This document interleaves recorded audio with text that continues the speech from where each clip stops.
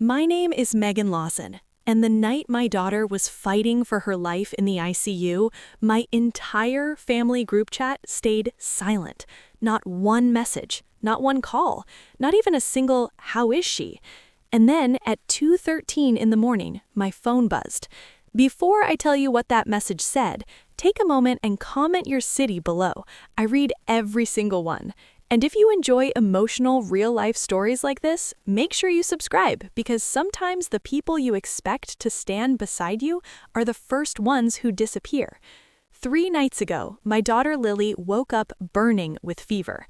At first, I thought it was just another flu. Kids get sick all the time. But this was different. Her skin felt like fire, and she kept whispering that her head hurt. When I checked the thermometer, the number made my stomach drop, 104.7. Within minutes, we were in the car. The hospital emergency room was crowded that night. Flu season had hit hard, and every chair in the waiting area was full. Lily was curled against my chest, half asleep, her tiny hand gripping my sweater. After triage, a nurse rushed us through the doors. Doctors started moving quickly. Blood tests, IV lines, cold compresses. I sat beside the hospital bed, trying to stay calm while machines beeped around us. That's when the doctor said something that made my heart stop. "We're moving her to the ICU." They suspected a severe infection, possibly meningitis. Everything after that felt like a blur. Bright lights, rolling beds, doctors speaking in quick medical phrases I barely understood. Suddenly, my little girl was surrounded by machines, tubes, monitors, a steady beep echoing through the room. I pulled out my phone. The first thing I did was open the family group chat. It had 12 members, my parents, my 2 brothers, my sister, my aunt, several cousins. I typed slowly. "Lily is in the ICU, high fever and infection. Please pray for her." I stared at the screen, waiting. A few seconds passed, then a minute, then 5. No reply. The chat showed everyone had read the message, but no one answered. I told myself they were probably asleep. It was already late, so I sent a message to my mom privately. "Mom, Lily is very sick. We're in the ICU." No response. I called. It rang, then went to voicemail. I tried my sister, no answer. My brother, nothing. I sat there beside Lily's hospital bed, watching the machines breathe for her, while my phone stayed completely silent. Hours passed. Doctors came in and out. They adjusted medications, ran more tests. One nurse squeezed my shoulder gently and said, "You should try to rest." But how can a parent sleep when their child is lying in an ICU bed?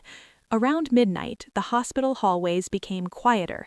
Most lights dimmed, only the constant beep of machines filled the room. I checked the family chat again. Still nothing. No messages, no calls, no concern.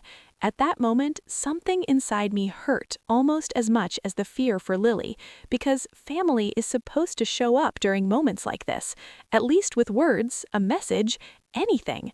But my phone remained completely silent. Then, at 2:13 a.m., my phone buzzed. Finally. I grabbed it instantly, but it wasn't my mom, or my sister, or anyone asking about Lily.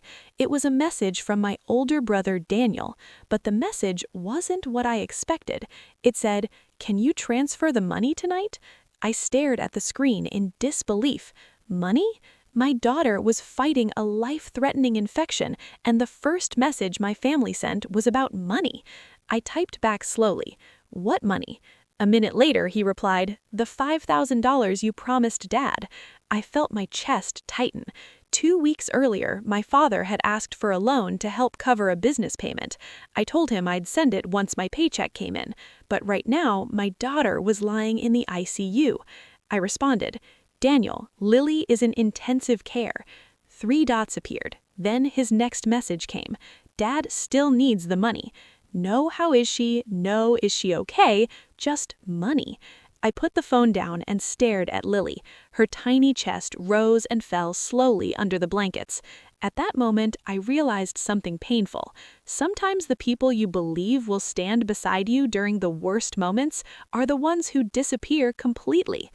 Morning finally arrived. Sunlight filtered through the hospital window. Doctors returned with test results. It wasn't meningitis, it was a severe bacterial infection that had spread rapidly, but the antibiotics were starting to work. Her fever was finally dropping. For the first time in hours, I felt like I could breathe again. My phone buzzed again. This time, the family chat exploded with messages, but none of them were asking about Lily. They were discussing something else entirely. My father had sent a message. Did Megan send the money yet? My brother replied, not yet. My aunt added, she said she would. I stared at the screen. No one mentioned my daughter, not one person. I finally typed into the chat, Lily is still in the ICU. The messages stopped. The chat went quiet again. Then my father replied with one sentence, just send the money when you can. That was it. No concern, no support, nothing. 2 days later, Lily was strong enough to leave the ICU. When the doctor finally said we could go home, I felt like the weight of the world lifted off my shoulders. That night, I sat beside Lily's bed at home, watching her sleep peacefully. My phone buzzed again. Another message from my brother. Dad still needs that money. I looked at the screen for a long moment. Then I typed something back, something I had been holding inside for days. I was sitting in the ICU watching my daughter fight a life-threatening infection while the entire family chat stayed silent. 3 dots appeared. I continued typing, and the first message anyone sent me was about money. The chat went completely quiet. No one responded. Not my father, not my brothers, not my sister. But something inside me had changed, because when your child is lying in a hospital bed, you suddenly see people very clearly. You see who shows up and who doesn't. A week later, my father called me. His voice sounded uncomfortable. You never sent the money. I answered calmly, no. He sighed. We needed it. I looked at Lily playing on the living room floor, healthy again, laughing, and I said something I never expected to say to my own father. My daughter needed you too. He didn't respond, he just hung up. Since then, the family group chat has been quiet again, but this time the silence doesn't hurt, because sometimes silence reveals more truth than words ever could. And if you were in my place, I want to know honestly, would you still send the money? Or would you finally see your family for who they really are? Comment your city below and tell me what you would have done.